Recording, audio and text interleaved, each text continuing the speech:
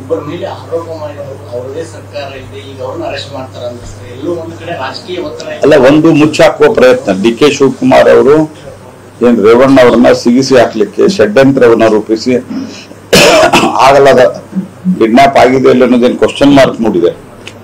So ಅದರಲ್ಲಿ ಎಲ್ಲಿ ಡಿ.ಕೆ. ಶಿವಕುಮಾರ್ ಅವರು ಸಿಕ್ಕಾಕೋತಾರ ಅನ್ನುವಂತ ಭಯದಿಂದ ಈ ದೇವರಾಜ್ ಅವರನ್ನ ಅರೆಸ್ಟ್ ಮಾಡಿದ್ದಾರೆ. ಇದರ ಅರ್ಥ ಡಿ.ಕೆ. ಶಿವಕುಮಾರ್ ಅವರಿಗೆ ಭಯ ಇದೆ. ಇದರರ್ಥ ಡಿ.ಕೆ. ಶಿವಕುಮಾರ್ ಅವರಿಗೆ ನ್ಯಾಯಸಮ್ಮತವಾದಂತಹ ಒಂದು ತನಿಖೆ ಬೇಕಿಲ್ಲ ಡಿ.ಕೆ. ಶಿವಕುಮಾರ್ಗೆ ಮತ್ತು ಸಿದ್ದರಾಮಯ್ಯ ಇಬ್ಬರಿಗೂ.